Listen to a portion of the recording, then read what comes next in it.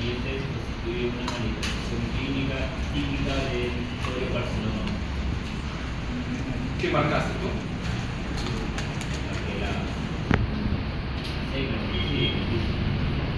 Ya.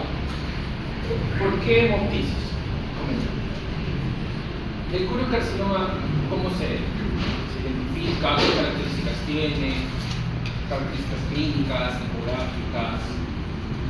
Poco a poco vamos. Lo hice de broma. ¿Cómo identificas tú un coriocarcinoma?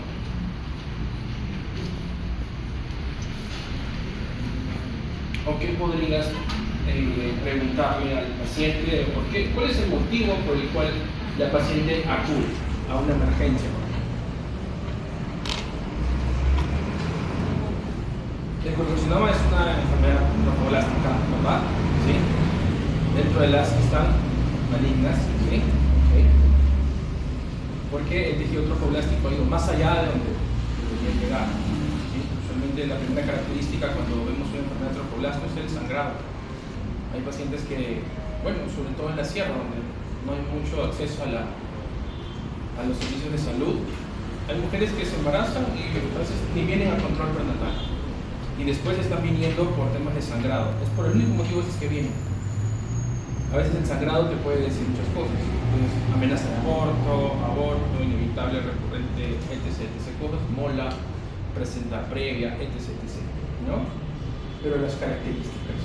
Entonces, Doctor, un consultante dijo de que hay una invasión de esta parte de este tejido trofoblástico hacia qué parte del útero. claro. Hacia el útero, miometrio, ¿sí? Parametrios, metástasis, usualmente pulmonar, Es ¿sí? cancerígeno eso, ¿no? Es maligno. Es maligno. Entonces, astenia es un signo bastante, ¿cómo se dice? General, como un síndrome general. Podemos asociarlo mucho. ¿Ocurre en gestantes? ¿Verdad que no? A veces ya hay molas que han sido de repente evacuadas y que han dado persistencia, han dado signos de severidad. Y lo otro, hemoptisis, por ejemplo.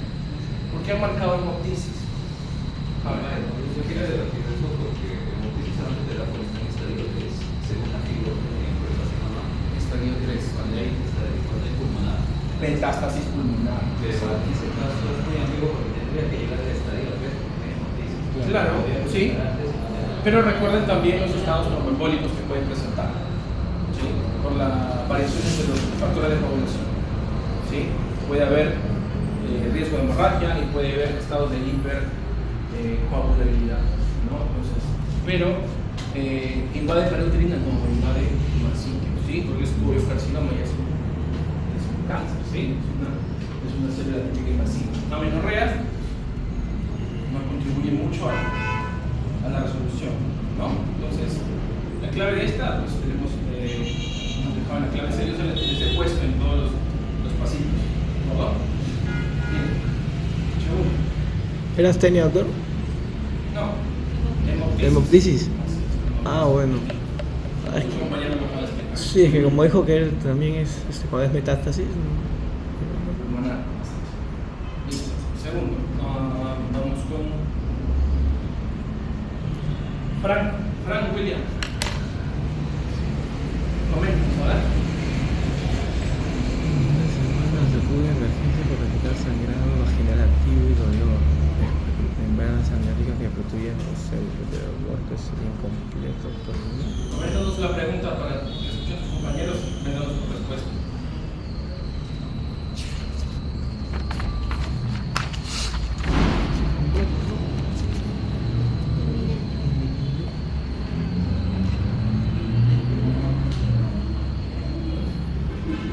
Porque es como que él está diciendo de que va a venir sí o Frank, sí. ¿qué te aparenta este caso clínico? Le están saliendo, ¿no? Como te da de dato. O sea, ¿por qué ¿Te da de decimos dato? que es un aborto inminente? Podemos ir describiendo qué es un aborto incompleto, por ejemplo, qué características tiene. ¿No? Los pacientes vienen a veces con el primer signo de alarma, que es el sangrado. Entonces, ¿cómo identificarías tú un aborto incompleto? Hay que confirmar que esa paciente está por lo menos en amenorrea, tiene un ciclo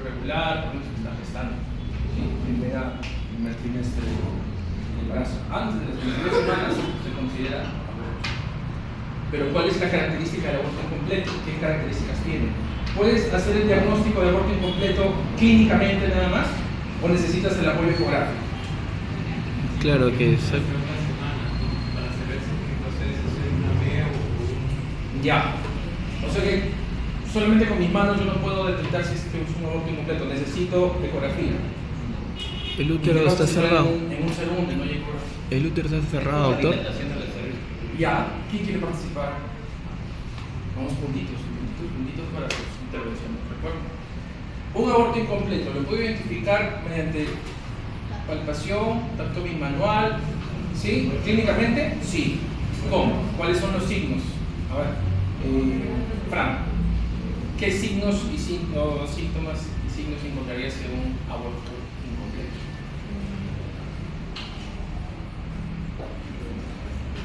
Para empezar, sangrado vaginal, dolor a la movilización,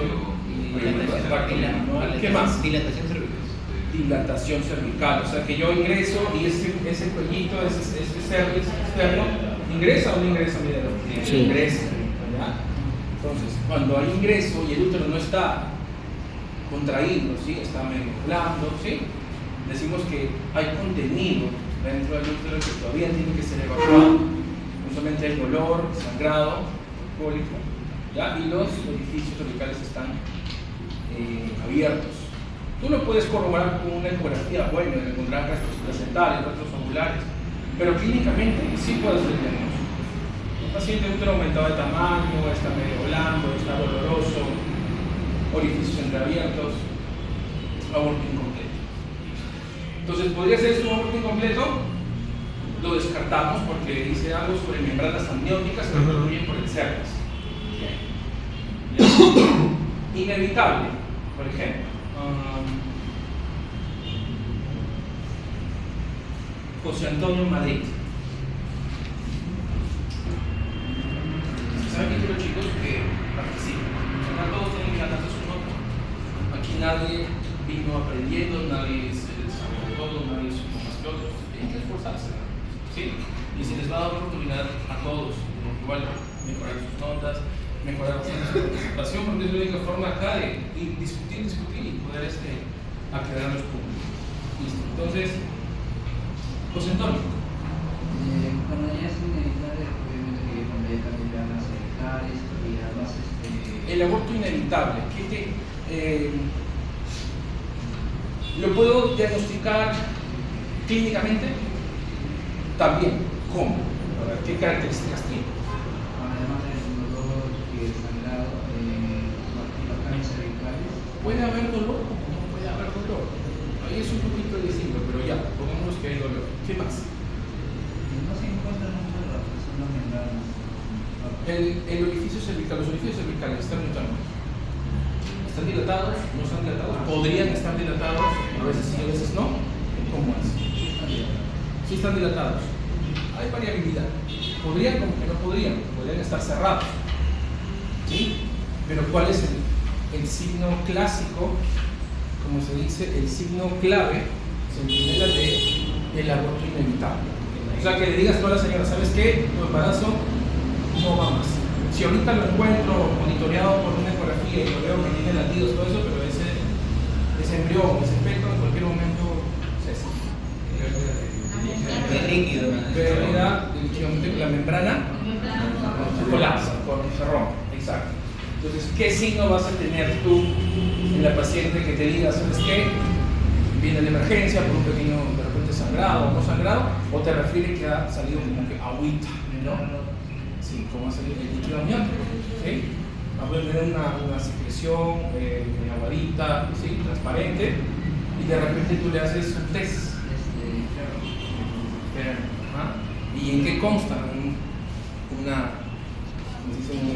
trazado, ¿sí? En la lámina, ¿sí? Un extendido de lámina, y se forman como helechos, ¿no? Unas arborecidades. Entonces, nos genera que el líquido amniótico es presente. Entonces, tenga o no tenga vitalidad ese embrión, tarde o temprano va a terminar en un aborto. Y eso es inevitable. ¿Pueden estar las membranas abiertas? Sí, pueden estar cerradas, claro, también. Puede haberse roto recientemente. pero ese embarazo ya no va más. ¿Sí? Es una falla de embarazo. Entonces, eso es aborto inevitable. Listo. Entonces, ¿podría ser aborto inevitable? Todavía hay dudas, ¿no? Dicen, no, podría ser aborto de membranas. Dicen membranas amnióticas que protruyen por el cervix, pero no te dice que hay líquido amniótico presente o algo. ¿Sí? Te dicen membranas que protruyen. ¿Listo? ¿Está bien? Definición de frustro, doctor. A ver, vamos a ver. ¿Sebastián? Sí, doctor. ¿Sí, Sebastián? Ya. A ver, comenten, Sebastián. El aborto completo, ¿qué características tiene? Ya hay expulsión de todo lo que era el feto, ¿no? El embrión. Sí, el útero ya está cerrado, por lo general. No hay mayor dilatación. ¿Es doloroso o no es doloroso? No, ya no es doloroso. ¿Sigue el mismo tamaño o reduce de tamaño? No, sigue el mismo tamaño, pues, porque... Cuando hay un aborto espontáneo completo, Ajá. decimos que hay una evacuación ya completa. Ajá. ¿Sí? Que todo el producto ha salido y simplemente el útero contrae. Ajá. ¿Sí? Reduce Reduce su tamaño. Ajá. ¿No? Reduce su tamaño y usualmente los orificios se cierran. ¿Sí? Esa es la característica. ¿Puedo diagnosticar yo un aborto espontáneo completo? Claro. Viene la paciente después de haber tenido de repente 8 semanas de amenorrea y pues solamente le menciona que se sacó un test de embarazo hace unos 3-4 días y le dio positivo, entonces justo venía para hacerse una ecografía, pero resulta que antes de salir de casa tuvo un sangrado bastante abundante, ¿no? Entonces le dio miedo, se fue a la emergencia, pasó, regresó a su casa, pasó un día y resulta que al momento de observarle clínicamente, hacemos pues la palpación, es un útero grávido, un útero que no se puede palpar bien. ¿Qué más? Hacemos tacto vaginal, tacto bimanual, tenemos que no hay dolor en la movilización, tenemos los orificios que están cerrados, no permiten la entrada, ¿sí? Y usualmente pues no hay dolor. Entonces decimos, este uterito está bien, tiene un sangradito escaso. Y si le pasamos a la máquina, pues obviamente de repente nos va a arrojar solamente un endometrio que tiene que ser menor a 14. Sí. Puede ser un endometrio de gestación, pero homogéneo, sin restos placentarios, sin restos ovulares, ¿no? Entonces, esa es la característica del aborto completo, ¿sí? Listo. ¿Y el frustro que me estabas comentando? No, sí, justo le estaba preguntando por ese, porque no había entendido bien la definición. Ya.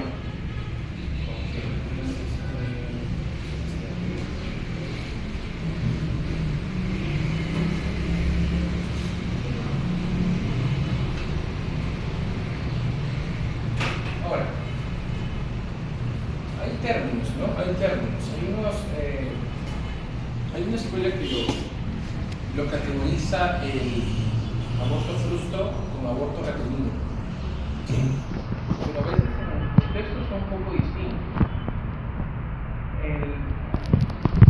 El embarazo frustro viene a ser, por ejemplo, en casos clínicos reales, que tú ves a una gestante, por ejemplo, a las 6 semanas y media, que viene a hacerse un diagnóstico de embarazo, de repente quiere por ecografía saber cuánto tiempo tiene, entonces se saca un test de HCG cualitativo, le sale positivo, pasa la ecografía y sale pues un embrión, ¿no? De más o menos 6 semanas, 5 días, con líquido amniótico, vesícula uterina, membranas amnióticas,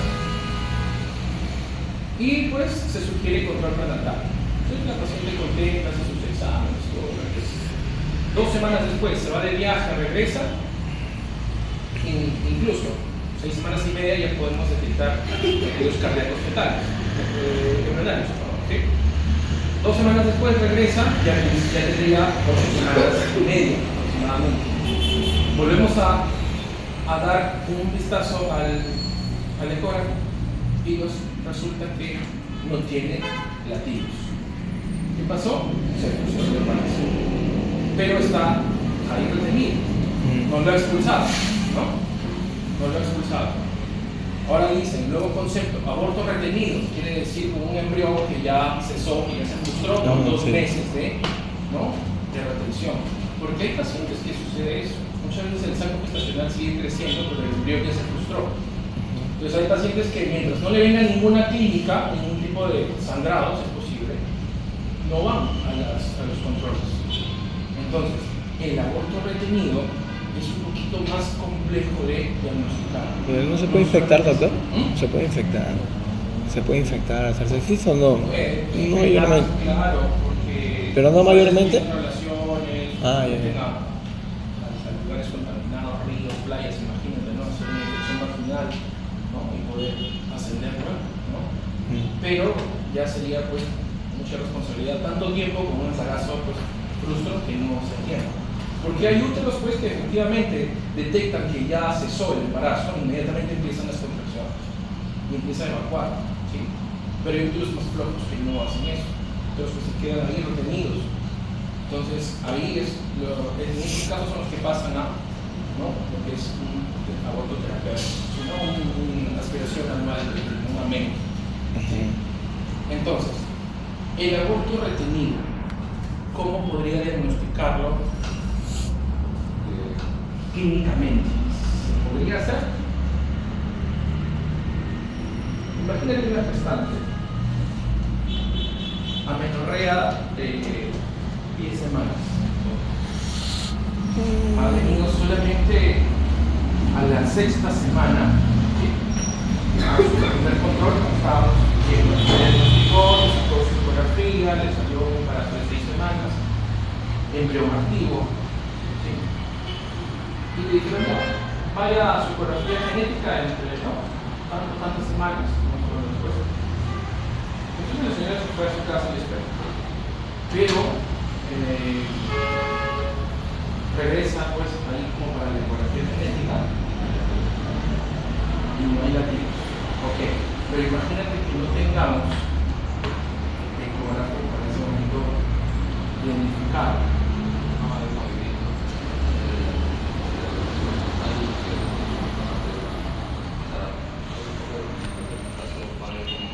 Pero un embrión, un feto, por ejemplo, a veces vienen para su ecografía genética, pero están ahí 12, 14 semanas y vienen después y dicen, vengo a mi control prenatal.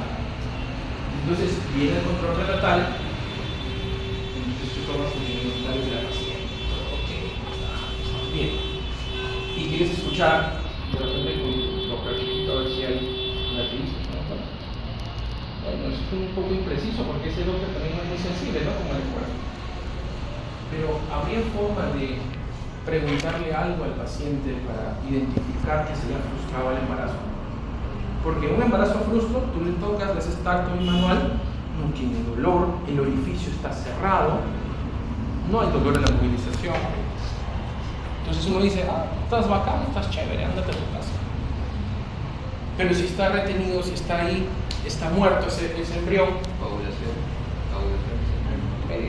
Coagulación ya después de la 3ª semana puede alterarse, ¿sí? El tipo de trombina, tromboplastina, fibrinógeno, ya, pero ¿qué vas a pensar de repente eso si es que no tienes? Tienes que...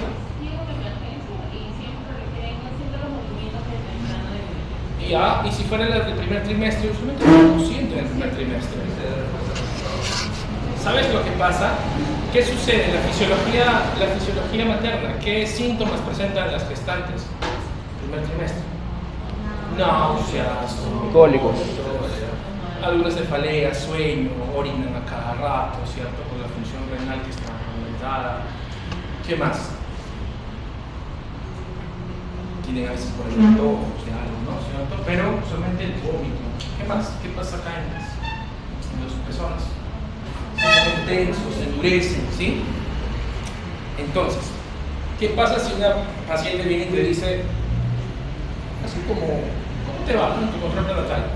Así que doctor, se lo que hace como, cerca como de 3 o 4 semanas ya, que ya me dan náuseas, se me fueron las náuseas, mira, no he llegado ni siquiera a la semana 12, se me fueron las náuseas, se me fue el vómito, ya tengo mucho sueño, me siento bien, mis pechos ya no me duelen, ¿no? Entonces, son signos de qué? De una caída de... ¿Qué es lo que produce toda esa sintomatología? ¿Qué hormona? La beta-HCG. Cuando un embrión, un feto, de 8 semanas en adelante, cesa su función, cae la hormona HCG, ¿sí? Cae. Y se van los síntomas. Entonces, podría ser una de las sospechas para detectar ¿sí? Embarazo retenido, ¿sí? Aborto retenido. Pero si tienes la ayuda de ecografía, mejor le pasas un ratito y ahí vas a detectar pues, que no hay actividad, no hay latidos, nada. Pero puede estar íntegra las membranas, todo. Entonces, más tiempo pasa, más factores de evolución se alteran, ¿sí es cierto? Más riesgo de sangrado, más riesgo de trombos, ¿sí? Más riesgo de CID. Así es. Entonces, el embarazo retenido, el aborto retenido es un poquito más difícil a veces de diagnosticar, a menos que tengas un aparato ahí pues, de ecógrafo para que te pueda dar la facilidad. Pero siempre preguntar, ¿no? Los síntomas, ¿cómo están? Los síntomas van en ascenso, ¿no? Hasta las 12, 18 semanas, pues que ya pasan, ¿no? Los estados de nauseosos. Listo. El aborto inminente, entonces. Ya vimos el tema del frustro. Frustro cuando nace frustrado. El aborto retenido ya cuando tiene más tiempo y no lo detectas. La respuesta a esta pregunta es aborto inminente, obviamente. Puede estar, las membranas de repente todavía están ahí íntegras, medias aplastaditas, pero no se han reventado, no ha habido expulsión de líquido amniótico, puede estar incluso con latidos fetales o embrionarios ahí presentes, pero se está expulsando por completo todo el embarazo. Justamente ya cesa la función del embrión cuando ocurre esta expulsión, ¿ya? Pero tienes que ver que bolsas amnióticas, ¿sí? Membranas que están protrudiendo por el cervix, ¿sí? En un aborto inevitable no ves membranas, solamente puede caer líquido amniótico. En un aborto inminente se supone que está sucediendo en ese momento, por eso dice inminente. Entonces está expulsando las bolsas, esa es la característica, ¿verdad? Entonces ya sabemos, incompleto, inevitable, incompleto, justo e inminente. Entonces la respuesta es membranas amnióticas que protruyen por el cervix, aborto inminente, ¿ya? Listo. Siguiente pregunta. Maite, ¿cómo estás? A ver, coméntanos la pregunta. Yo había marcado la si es indicación de cirugía, creo que también dijo el tamaño del útero, ¿no? Que 7 centímetros. A ver, dice 21 años acude por amenorrea, poco sangrado vaginal, ¿sí? Dolor abdominal, presión 150. Bueno, presión una media todavía está pasando, ¿no? Pero tiene signos ya de compromiso con la frecuencia cardíaca, ¿no? Aumentada, cardíaca, temperatura normal. En región abdominal muy sensible con rebote en cuadrante bajo izquierdo. ¿Qué significa el rebote? Lumbar positivo, ¿no? O sea, es un signo peritoneal, ¿cierto? Entonces, cuando hablamos de signos peritoneales, significa que puede haber de repente líquido en cavidad. ¿Sí? Alcalco vaginal más hacia la izquierda, sí, puede estar de repente con sospecha, ¿no? Dolorosa de 4 centímetros, grande, ¿sí? Y macrocrito 32, está con su macrocrito de la cruz. ¿Tú qué estás pensando que es esto? ¿Cuál es tu diagnóstico positivo? Un embarazo ectópico. Un embarazo complicado, complicado, roto, roto. No roto, complicado sí, porque ya hay complemento hemodinámico y como dicen, no hay primer positivo que no se tiene la peritonía. Ya, pero hay rebote. ¿Sí? Hay signos peritoneales. ¿Sí? Entonces, ¿en qué momento, por ejemplo, yo le puedo dar metrotexate a un embarazo ectópico? ¿Qué condiciones tendría que tener? Que no haya el dolor, ¿no? Y claro, que no haya signos peritoneales. Que no haya signos peritoneales, que esté estable, que tenga un cuantificado de menos de cuánto. El beta-HCG se mantiene ahí, como se dice, oscilante, pero Líquido,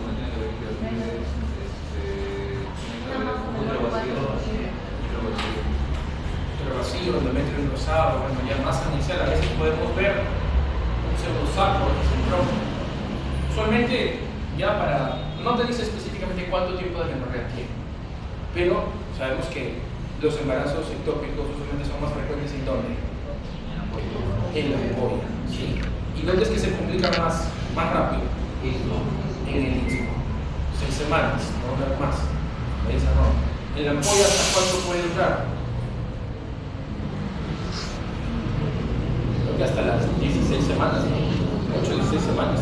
Entonces, te dice pues más a 4 centímetros, bastante, ¿no? Entonces, de todas maneras, ya para un tratamiento con metrotexate debería tener incluso un cuantificado menor a 10.000 para iniciar metrotexate. Por arriba de eso, ya no.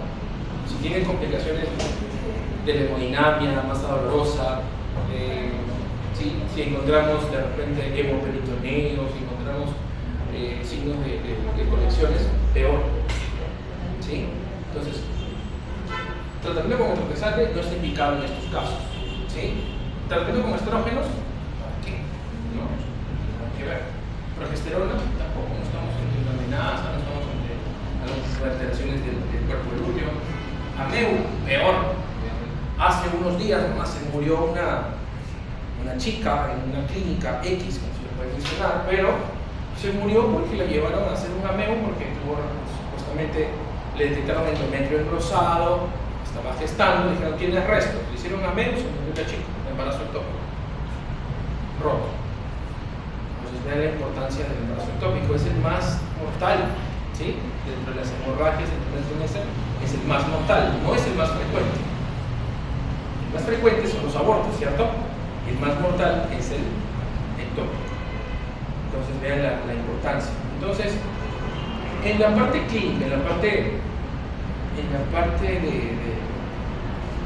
en que nosotros vamos a tener que detectar un embarazo ectópico, la importancia siempre, ¿no? Las semanas de amenorrea, una FUR adecuada, confiable, ¿sí? Y que esté usualmente relacionada, congruente con su ecografía que tenga. Puede venir una paciente que, por ejemplo, te dice, tengo 12 días de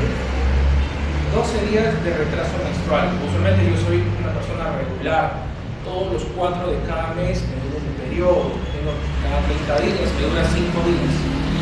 Tuve relaciones un día 18, 19 y me tendría que venir casi ya para el 4 del siguiente mes y no me ha venido, como 12 días de retraso. Pero si es una paciente que verdaderamente es regular y tú le confirmas el embarazo de repente por un beta-HCG, entonces le dices, ok, si le sacas cualitativo, bueno, trata de sacar una ecografía. Si le sacas cuantitativo, más o menos ves cuánta cantidad tiene de beta-HCG.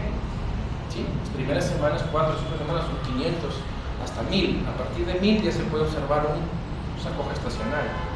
3 semanas, 500, 1000, 2000, 2500, 4 o 5 semanas ya va cada vez duplicándose cada 48, cada 72 horas. Entonces, le tomas la primera ecografía y tienes solamente endometrio engrosado,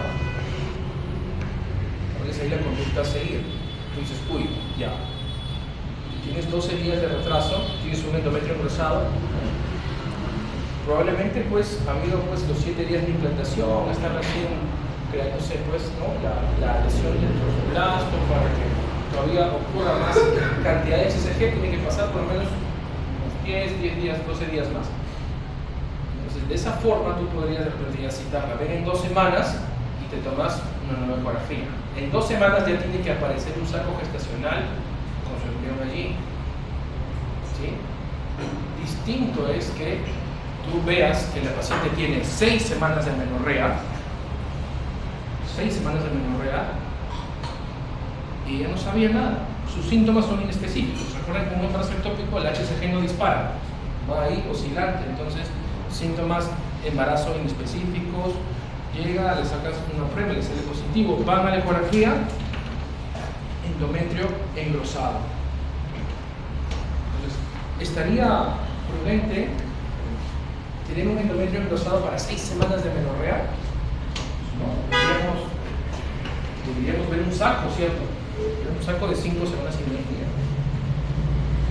Entonces, cuando ocurra esos casos, que vengan pacientes con una amenorrea de más de 4 o 6 semanas, prender el ojo si es que tienen endometrio engrosado. Puedes pedirle cuantificados cada 48 horas, cada 72 para que pueda duplicar por lo menos la cantidad de HCG. Pero si no duplica y no pasa del 20%, probablemente estemos ahí con una sospecha alta de ectópico. Si tiene más anexial, peor, ¿no? Entonces, agave, Maite, para terminar, ¿cuál es la característica del embarazo ectópico? Clínica, ¿no? Que encontramos una masa anexial en Puede haber masa anexial. Posiblemente, ¿Qué le produce a la paciente? Dolor. A veces puede haber sangrado. claro, dolor, sangrado, menorrea. Así es, síntomas inespecíficos, ¿sí? Amenorrea. Entonces, en base a eso nos guiamos, ¿no? Entonces, ¿qué pasaría si fuera una paciente pues que tenga acá 15 años? 15, 16 años y que te diga, pues no, yo nunca he tenido relaciones. Y viene con eso.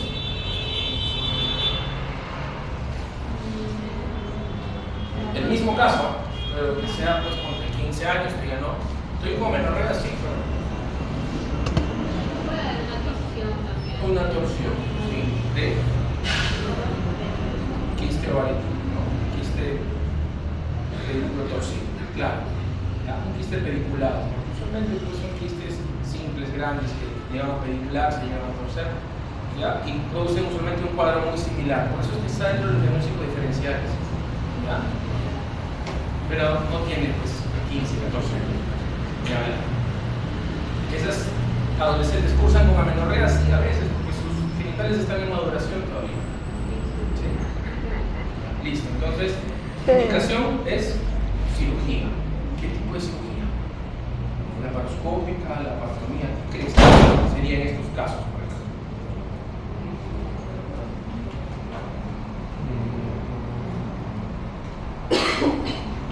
¿Laparoscópica? Este tiene toda la clínica de ser un embarazo ectópico roto ya. El comienzo peritoneal sería una laparotomía. Así es.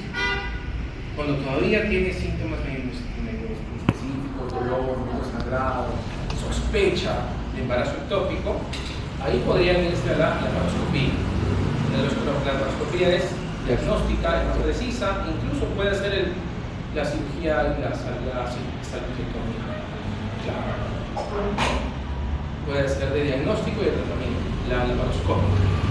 Y el metrotexate cuando no tiene pues, síntomas, donde tenemos una sospecha alta, así es, con pruebas positivas, cuantificados, y el HCG beta menor a 10 micras. Entonces, clave B. Seguimos. Mantiene.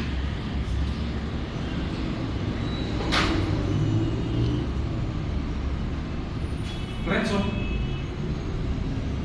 Sí, Renzo. Ok. Paciente de 20 años con antecedentes de un aborto provocado hace un año, prefiere sangrado vaginal disureno. Presenta retraso menstrual. Al examen, el anexo derecho doloroso. Difícil de palpar, movilización del cerebro de izquierda, intenso dolor, temperatura en 37 y señales de diagnóstico más probables. ¿Qué te pareció eso?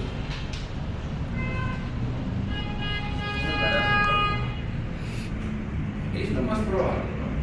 Pero igual tengo que hacer el diagnóstico diferencial. ¿Por qué no podría ser una apendicitis aguda? Dice anexo derecho, ¿no? Porque uno es que para la apendicitis aguda tendríamos que saber por la escala de Alvarado y Los criterios de Alvarado. Listo. No tiene fiebre, no tiene anorexia. Listo. ¿Qué más? la inflamación pélvica aguda debería presentar lo que es flujo Listo, ya está. Flujo vaginal purulento, abundante y un cólico endometrial sangrante. No nos está, me comenta, no está sangrando, pero ninguno de está ¿Duele un pólipo endometrial? no teniendo dolor, pero tampoco, o sea, en nuestro caso clínico no nos está dando que está con una hemorragia. Perfecto, ya está. Listo. Hemorragia uterina disfuncional. Cumple criterios. O sea, para tener una hemorragia uterina disfuncional tenemos que tener alguna alteración en el nivel de las hormonas, ¿sí? Ya sea bajos estrógenos, ¿sí? O podemos tener de repente signos de ovarios poliquísticos, ¿no? O los signos típicos, ¿no? De hiperandrogenismo, los regímenes calamidades bastante alterados, ¿no? Hipermenorreas, oligomenorreas, y eso no es el caso, porque ella viene por una emergencia, por dolor, ¿sí? Listo.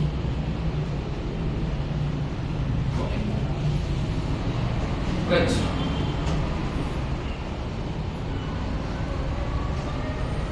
Ami. A ver, coméntanos este caso. Mujer de 24 años con amenorrea de 2 semanas, traída de emergencia por dolor abdominal súbito, intenso y sensaciones de cáncer, con antecedentes de ovario poliquístico y tratamiento por EPI de 5 años. Al examen, la frecuencia cardíaca es de 102, la de taquicárdico con una temperatura de 36,5, una frecuencia respiratoria de 24, una presión de 30-50 y, bueno, presenta palidez, sensorio no comprometido y el abdomen positivo. En el eje ginecológico el útero de 0 centímetros, cuello cerrado, brazo cerrado rojizo, por orificio cervical externo, dolor en la palpación del nexus, una hemoglobina de 9 con las estimaciones comprobadas. ¿Listo? Entonces, ¿qué es lo que te parece? Yo, bueno, lo relacioné. No te preocupes. Acá lo hablamos y discutimos, ¿sabes? ¿Vale? ¿Con qué lo relacionaste? Lo había relacionado con un aborto espontáneo. Con un aborto espontáneo. Sí, con un aborto espontáneo. Ya, pero el aborto espontáneo no te especifica si esto es completo o incompleto, ¿sí? Inminente o etc. Es una respuesta incluso que no tiene mucha validez, mucho peso, ¿sí? Es subjetiva, ¿sí? Para que sea un aborto séptico tenemos que tener Claro, leucocitosis. ¿sí? Flujo abundante, fétido, ¿sí? ¿Qué más? Entonces, torsión de quiste ovárico, mira, pues, una mujer con amenorrea de 8 semanas, o sea, tenemos eso, ¿no? Nos aleja un poco del diagnóstico. Nos queda embarazo ectópico, sí. ¿Cuáles son los factores de riesgo para desarrollar un embarazo ectópico? Sí, justo, mira más.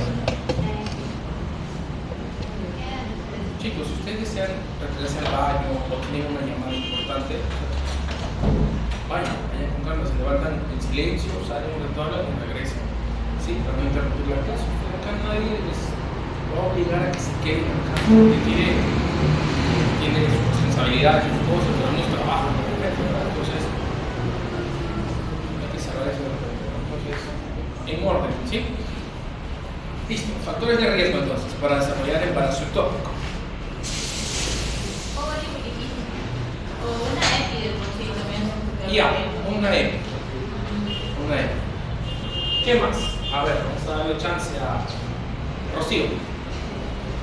Rocío, ¿qué más? Ya me dijo uno, embarazo E. ¿Qué más? Lo más importante, antes de la E.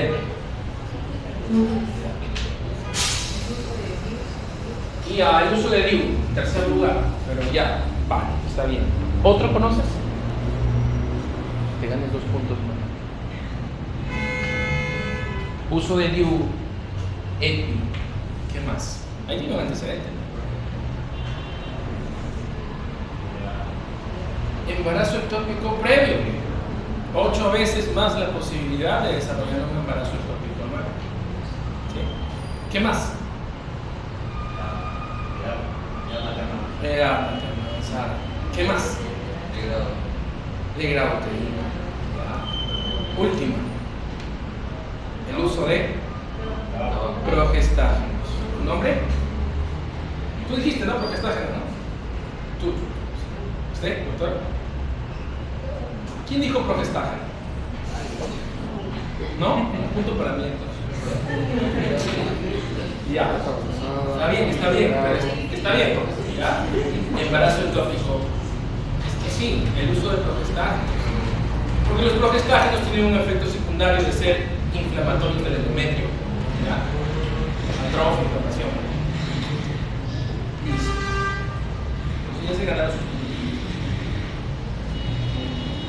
Nada.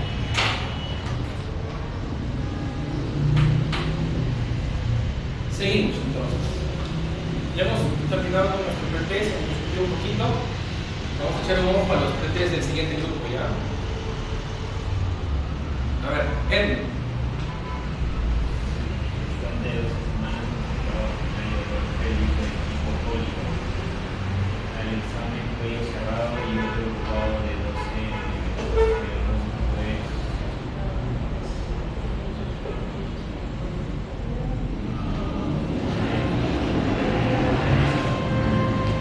¿Cuál es?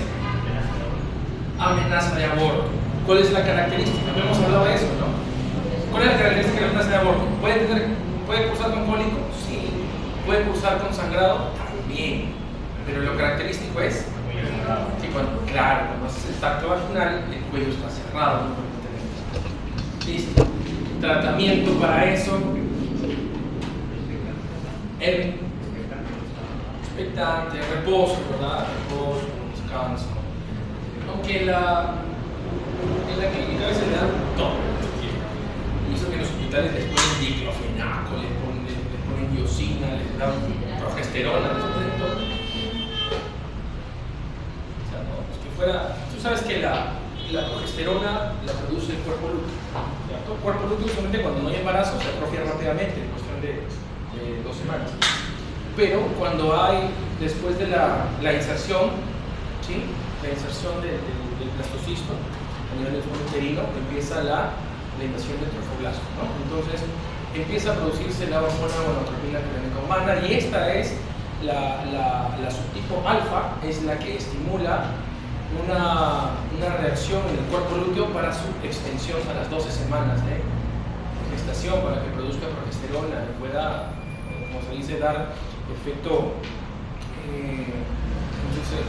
aliviador del útero, ¿no? Estabilidad, tranquilidad, antiespasmódica, ¿sí? Hasta que desaparece el cuerpo lúteo y ya empieza a cargar la HCG, ¿no? Entonces, usualmente por eso hay unos cuerpos lúteos que no proporcionan correctamente la progesterona, entonces vamos a darle progesterona. Después la progesterona igual sigue produciéndose, ¿no? Ya por la placenta, pero en los inicios del primer trimestre, en la parte clínica, o sea, afuera, no para entrenar, sino afuera, vamos a ver lo que tengas disponible. Si está con mucho cólico, mucho dolor, le puedes dar tabletitas de iosina a veces, ¿no? De 10 miligramos cada 8 horas. O la mandas a reposo, de repente, ¿qué tan comprometido es su sangrado? ¿No? Reposo, que no trajine, que solamente se levante para orinar, nada más comer, ¿no? Y nada más, listo. Entonces, está bien tu respuesta, muchas gracias. Ingrid. ¿Sí? Ingrid. Ahí va.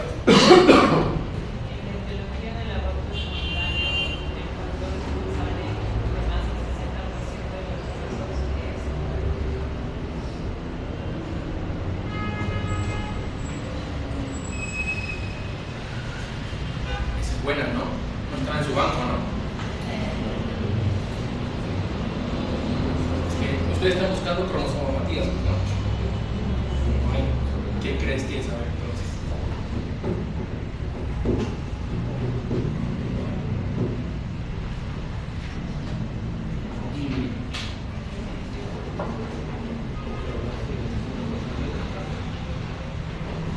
¿Tu nombre, doctor? Javier. Javier, ¿no? Javier, ¿no? Javier Raúl, ya tú tienes ya tus 2 notas de participación. Ayúdale, Javier.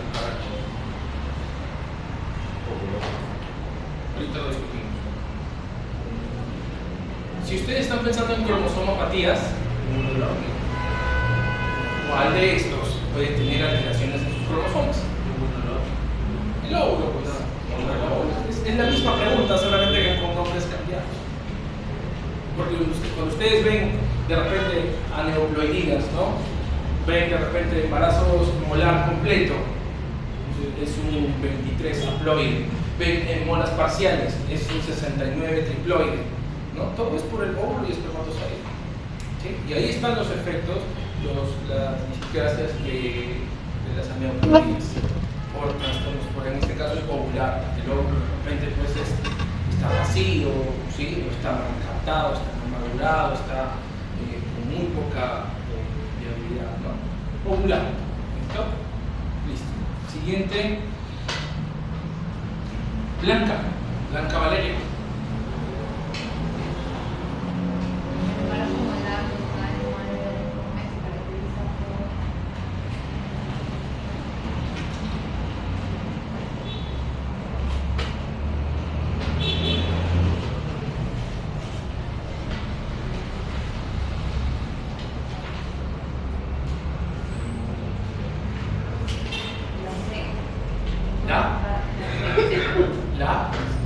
La C. En todos los casos el útero está muy aumentado de tamaño. Ya, es muy subjetivo. El inicio de repente puede estar, ¿no? Está aumentado. Pero hay una composición de las células. Sí, la B. Las células son distintas, son hidrópicas, son voluminosas, son llenas de líquidos, tienen otra característica distinta. ¿Sí? Una degeneración hidrópica. Y además, hiperplasia de las células tiene un crecimiento aberrante, se puede decir, ¿no? La presencia de células citos es normal, ¿sí? Un embarazo. El útero está muy aumentado de tamaño, de repente al inicio no lo detectas, ¿sí? Pero es cierto, viene una paciente con 14 semanas y le haces altura uterina, palpas, es un útero de 20, por ejemplo, ¿no? Sí puede estar, pero dicen en todos los casos, o sea, ella te está exagerando, ¿no? Entonces, por descarte, lo hacemos. La degeneración hidrópica es un signo patognomónico de la mole de listo. Esto más bien está, en vez de poco, está muy aumentado, ¿sí? Muy por encima del nivel. Y el tratamiento inicial no es quimioterapia. Cuando es persistente, metotrexato. Cuando es invasora o coliocarcinoma, ya es quimioterapia, vincristina, ¿no? ¿Listo? Ya está. Valeria. ¿Rolando? Sí. Rolando. Paciente de 24 años, con antecedente de un aborto fetal hace 2 años, con diagnóstico actual de mole de persistente. La lista consiste de terapia profiláctica con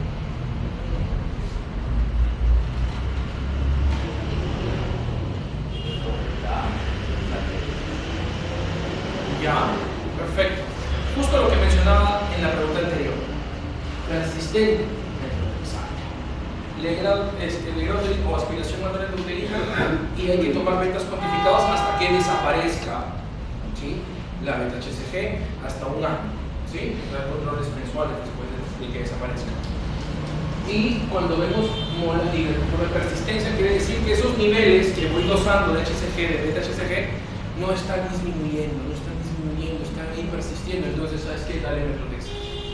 Pero si vemos que los niveles se disparan nuevamente después de la evacuación uterina, podemos pensar en coliocarcinoma, ¿no? Una mole invasora. Entonces, ahí sí viene la quimioterapia. Estos son suplementos nutricionales, eso no tiene nada que ver, carbonato, sulfato ferroso. Misoprostol, peor. Es pelotónico, ¿sí? Para eso como rápido, pelotónico. Entonces, methotrexate. ¿Listo? Hablando. Amparo. Chicos, creo que ya vamos con la hora, ¿no? Doctor, ¿y por qué le da metotrexato? Es una mole persistente. ¿Cómo? Evacuación uterina y los controles se hacen con HCG hasta que haya la remisión total de de la beta-HCG, pero está persistiendo, no bajan los valores. ¿Cuál es el mecanismo de acción de metotrexato, doctor? Inhibidor de el metotrexato se utiliza para la replicación de las células a gran escala. Ah, ya. Los linfocitos y esos que tienen una replicación rápida para células tumorales, para poder detener su replicación. Ah, ok.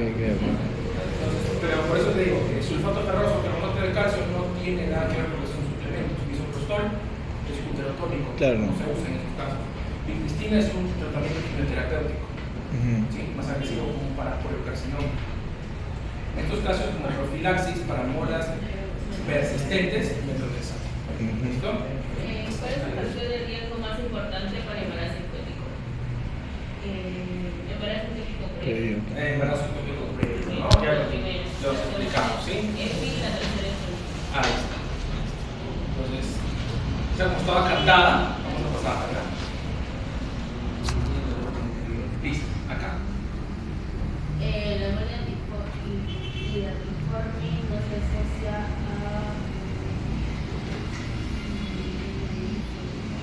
hipotiroidismo.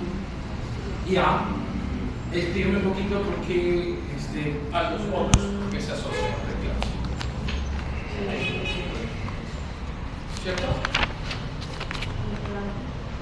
Una mola solamente dispara la HCG, ¿cierto? Sí, dice que el primer trimestre hasta sí, la preeclampsia.